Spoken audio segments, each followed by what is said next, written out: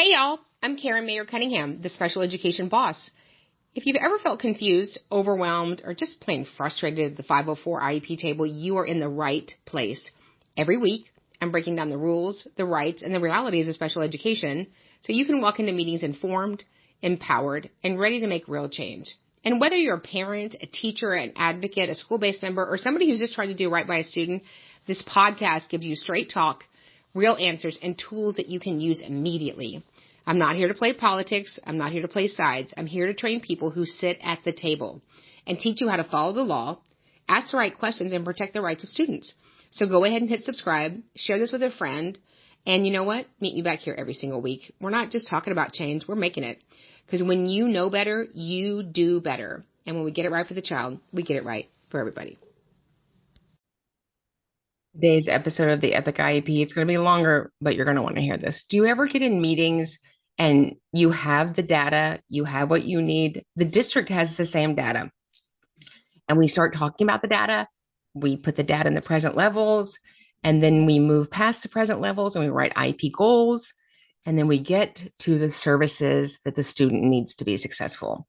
And for some reason, this becomes a sticking point.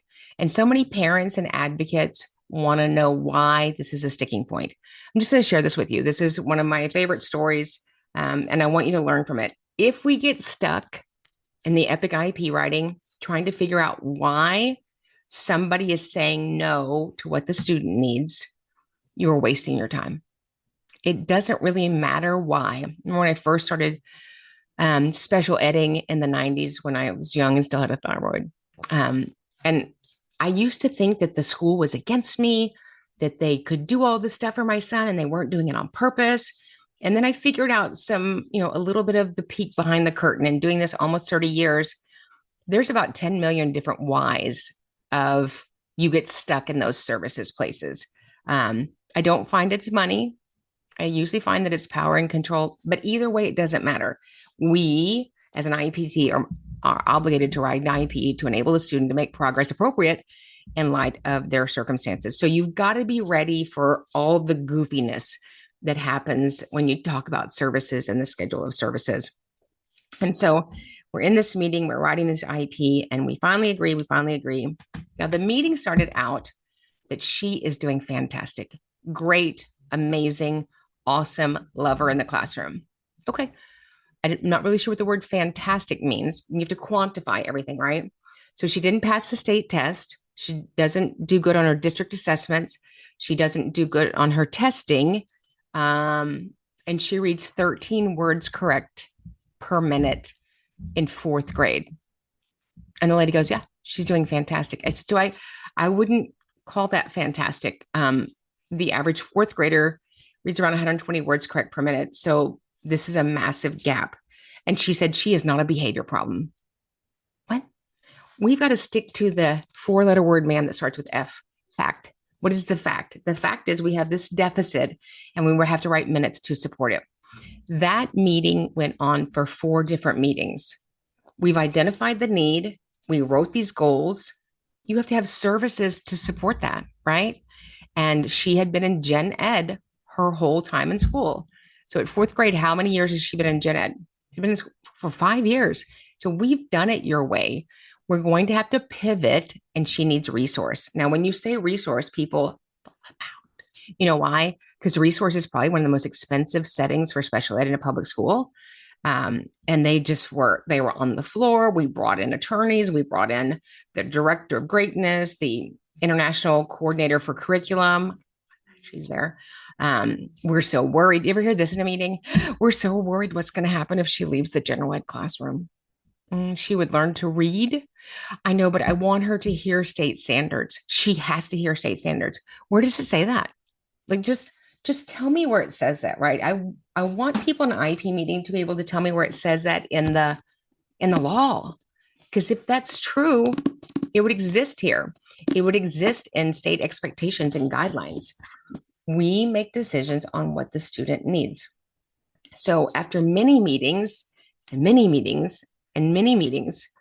we finally agreed that she needed resource reading. And she's been in resource reading now I've been with them for 5 years. She now reads 60 words correct per minute. What's important about that? She's going into high school. Average high school going in reads about 150 words correct per minute. Why was it so important to me that she gets special education and related services? Because the deficit is just going to be more noticeable the further she goes in her educational career, right? We often have kiddos that struggle in school, and because they're sweet and quiet and nice and not a behavior, they fly under the radar. And so when we get in these meetings and we have these meetings that are frustrating, funny, fantastic, we have to stick to the thing. And what is the thing? The student's critical, unique circumstances.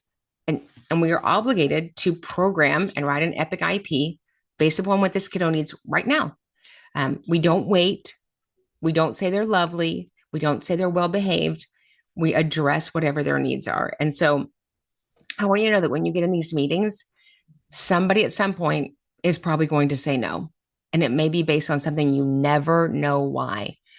Don't focus on why, focus on what's next. Because for years as an advocate, I wanted to know the why of that people were doing things at a school meeting. It doesn't matter. We make the main thing, that we write the Epic IEP so the student can make progress appropriate in light of their circumstances. And I know you guys are doing that.